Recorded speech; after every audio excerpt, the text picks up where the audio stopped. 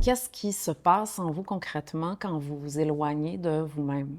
Quand vous trahissez ce que vous ressentez ou que vous abandonnez ce que vous savez vrai ou que vous suivez une direction qui n'est pas la vôtre? La plupart du temps, en fait, on n'en parle pas.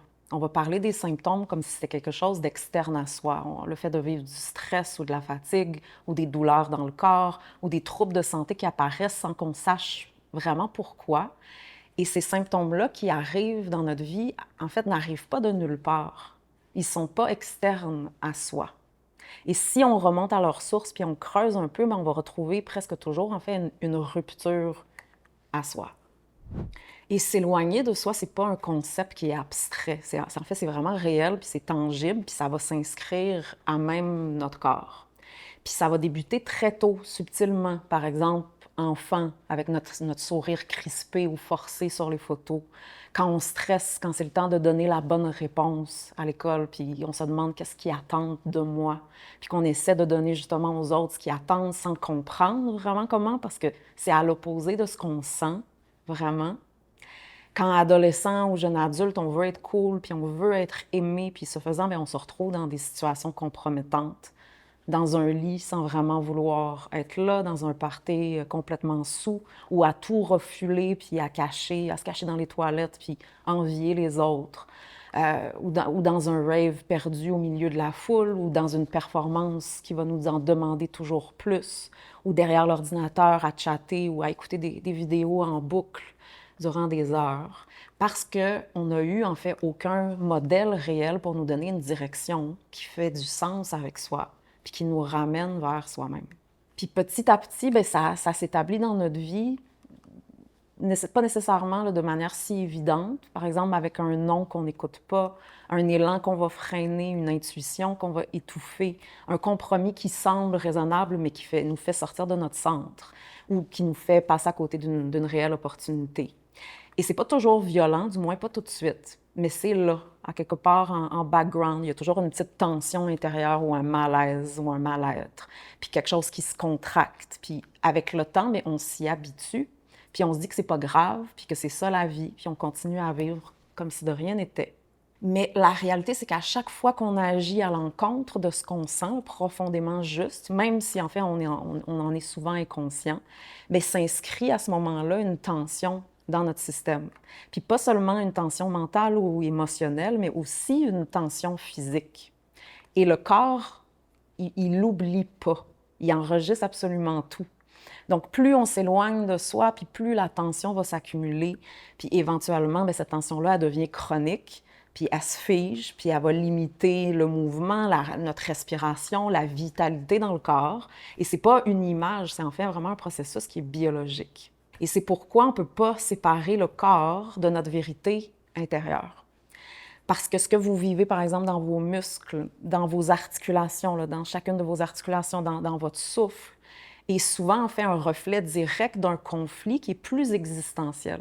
Une partie de vous veut avancer, puis veut créer, veut aimer, mais il y a une autre qui va vous freiner, qui va vous faire douter, qui vous dit de vous taire, puis de rester à votre place. Et cette division-là, cette fracture intérieure, bien, finalement, génère du stress. Et ce stress-là, quand il devient votre état de fond, ce qui est souvent le cas, bien, ça va finir par désorganiser tout votre système nerveux, votre système hormonal, votre système immunitaire. Donc, il n'y a pas finalement de séparation entre notre vie intérieure, notre monde interne et ce qu'on appelle la santé. Ce sont simplement en fait deux expressions, deux langages pour parler de la même chose. Donc, deux côtés d'une même pièce. Et quand vous êtes sur votre voie, quand vous êtes en lien avec vous-même, puis avec ce qui vous fait vibrer, puis ce qui vous anime de l'intérieur, puis ce qui vous parle, ce qui vous touche profondément, puis que vous vous respectez, bien, il y a une forme de fluidité qui s'installe naturellement. Vous allez respirer mieux, vous allez vous sentir plus vivant, ça va circuler dans votre corps, le cœur s'ouvre, puis l'énergie se met à remonter. Et c'est pas magique, en fait, c'est pas théorique non plus, c'est biologique. Parce que le vivant va toujours chercher l'unité. Donc, quand vous êtes aligné avec vous-même, bien, il n'y a plus ce conflit-là intérieur qui doit toujours compenser, donc maintenir l'attention. Mais l'inverse est aussi vrai, en fait. Quand vous vous éloignez de qui vous êtes, que ce soit par peur par adaptation, par besoin d'être aimé ou simplement parce que vous n'avez jamais appris puis eu ce temps-là pour écouter vraiment ce que vous ressentez, puis qu'on s'entend, la déconnexion est vraiment profonde et très transgénérationnelle, mais vous créez une rupture à l'intérieur de vous. Puis cette rupture-là, elle a un coût. Puis ce coût-là, c'est justement cette tension. La rigidité, la dépression, la fatigue, la confusion mentale, la perte de mobilité parfois. Puis avec le temps, la maladie. Puis on s'entend aujourd'hui, c'est une réalité qui est collective. Ce n'est pas quelques exceptions. Donc vous n'êtes pas le ou la seule. C'est un reality check de faire face à ceci. Donc on a besoin aussi d'être indulgent envers soi-même. Donc, ce que j'aimerais que vous reteniez de cette vidéo-ci, c'est que la santé, c'est pas séparé de votre être profond. C'est pas séparé de vous, l'humain, qui m'écoutez à travers la vidéo, de ce que vous vivez au quotidien. Donc, vous pouvez pas ignorer votre chemin, par exemple, et refouler vos élans, puis vivre à côté de vous-même pendant des années, même si vous faites un processus depuis quelque temps, par exemple, puis espérer que le corps, lui, va rester fluide, puis mobile, puis en paix. C'est juste, c'est pas possible parce qu'il est vivant, ce corps-là, donc il va répondre à absolument tout ce qu'on vit. Et le corps, il est un messager. Il ne vous punit pas, il vous parle. Il va vous indiquer à sa manière quand il y a quelque chose qui ne circule plus, quand il y a quelque chose qui bloque ou qui est mis de côté et qui a besoin, en fait, simplement d'être entendu. Et quand vous commencez à écouter, puis que vous prenez ce temps-là de revenir à vous sincèrement, puis humblement, puis pas occasionnellement, mais que ça a de l'espace dans votre vie, puis que vous posez aussi des actions en conséquence, mais alors les choses peuvent commencer à se dénouer, puis pas seulement dans la tête, mais aussi dans le corps.